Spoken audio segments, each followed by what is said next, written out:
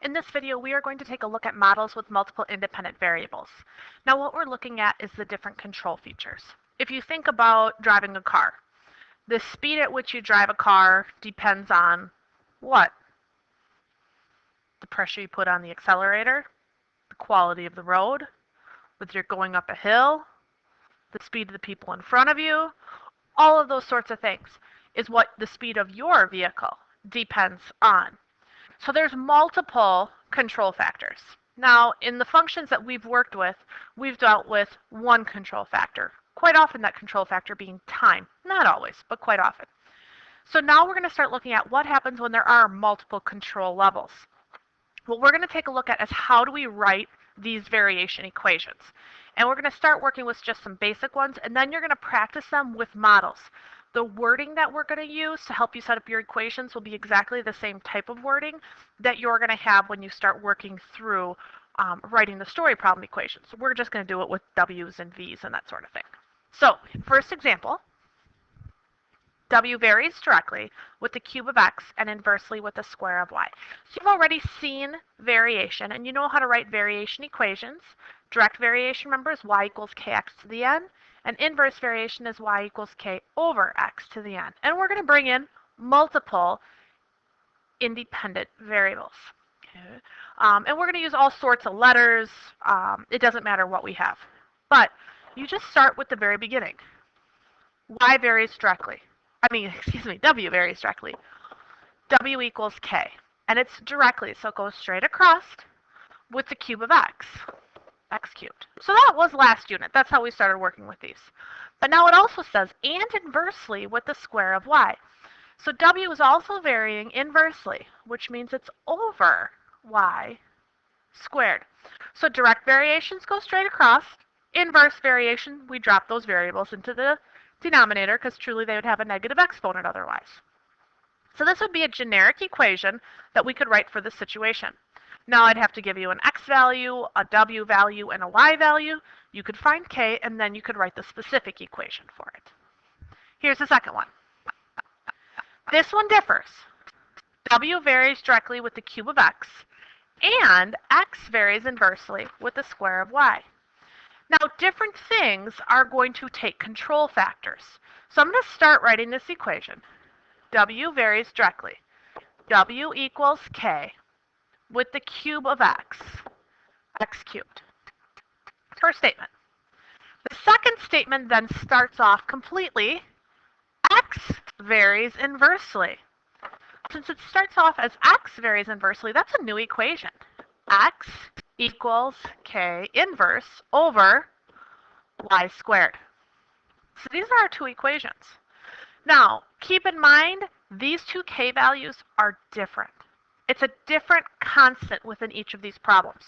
So I truly should have, in the first equation, a case of 1, and in the second equation, I should have a case of 2. Because they're two different k values, just some constant. One might be 3, one might be negative 7. I don't know what they are. But they could be anything possible. Now, what I can do is I can combine these two equations into one equation. So instead of having to plug in information into this top equation and then going into this equation or vice versa, I can join these two equations into one and make a third new equation that's more simplified. Sometimes I get to get rid of an entire variable because their k values will take that into consideration, which is what generally happens earlier in the functions we've worked with. So I want you to see I have x equals this. Up here, I have an x value. So instead of this x in my top equation, I'm going to replace it with k sub 2 over y squared, because that's what x equals. I'm doing substitution. So now, I still have this w equals feature. K sub 1, instead of x, it's k sub 2 over y squared, and then the x value is cubed. I'm substituting the one equation into the other, because that's what x equals. Now we just simplify this down. So w equals k sub 1 times k sub 2 cubed over y to the 6th. Okay, it's multiplication. I multiply straight across the top and the bottom. So there's my equation. So some constant times some other constant to the third power divided by y to the sixth gives me w. Now, what's going to end up happening is I'm going to give you y value, I'm going to give you a w value, and you can find this k value. You're not necessarily going to find what k sub 1 is and k sub 2 is. What you're instead going to find is what this entire constant value is. Because this k sub 1 is a constant. Say it's 2. Times my k sub 2 constant, say that's 3. And then that's cubed. So 27 times 2. Now, what is 27 times 2? Sure, it's 54, but it's just a constant. It's just a number, a parameter that I need in my equation. But it's just a different number. So to simplify this equation, instead of writing k sub 1 times k sub 2 cubed, I could write my final equation as w equals some constant, brand new constant, divided by y to the sixth, which I'm going to find out what that k value is, that new k value, because I'm going to have to give you a y. I'm going to have to give you a w, and then you can find your k. But what's important is I don't necessarily have to find each of my individual k values. I'm not looking for k sub 1. I'm not looking for k sub 2. I want the product of those k values, which is just my new k.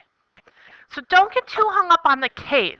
There's a k and a k and a k. It doesn't matter how many k's I multiply together. A constant times a constant times a constant times some constant to the fourth is just a new constant. It's just a new k value. So your final answer, just put as a single k. I'll give you a y, I'll give you a w, and you can find the k to give you a specific equation for it. So when we start combining these pieces of information together, you will see the word joint variation. You'll see these vary jointly, and you need to know what that represents, how you're going to write your equation. Again, the wording is the important part here. If it says something along the lines of a joint variation, that is just direct variation with direct variation.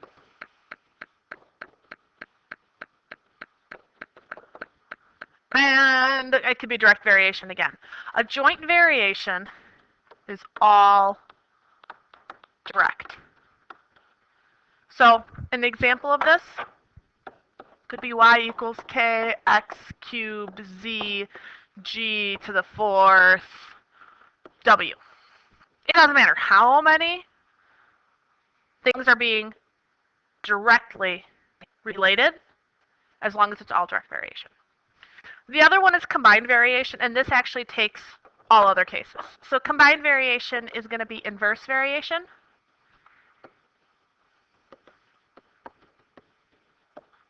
With inverse variation.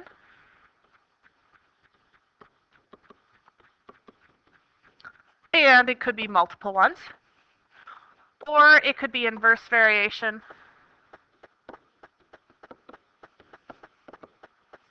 with direct variation. A combination. Combined variation example would be y equals k x over z. There's a direct variation and there's an inverse variation. Or it could be all inverse variation.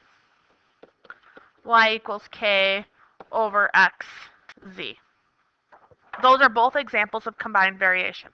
If we have combined variation, I have to tell you which ones are direct or if they're all inverse. So this vocabulary combined is used a lot less. Joint variation, I can quickly say these x, y, and z, or x varies jointly, with z, w, and x. I think I used x already, but g. So it's joint variation, all of them go straight across. All of them are multiplied, positive exponents. If I say combined, I have to tell you which ones are inverse or direct. So vocabulary term, you should know both of these, but the one that you're going to see more so is going to be your joint variation. So you're going to start working on some story problems, and you're going to be finding K values along the way. I'll be giving you an equation like this first one. I will be telling you X, I'll be telling you Y, I'll be telling you W, and you have to go back and find K. Once you have K, you can write your equation with K substituted in place there, and then you can start finding different pieces of information. A quick note for you for when you start working on your worksheet, you need to know some information about like 2x4s and building pieces. So really quickly, here's a 3D picture of it. You may want to jot this down so that you understand it for your worksheet. But the part that lays on the ground that's supported on the bottom piece is called the breadth. Okay, so this is the breadth. The depth is like the height of it, so it's from that ground up. And then the length is this piece here, so the physical length from here to the wall of however long it is. It doesn't matter whether it's laying on its flat side or if it's laying on its short side. The same things hold true. The breadth part is the part that's physically on the ground piece. The depth is, you can think of it as the height of the board, and then the length is that long piece of how physically long it is. So you'll need this for one of your variation problems. This will help determine safe loads.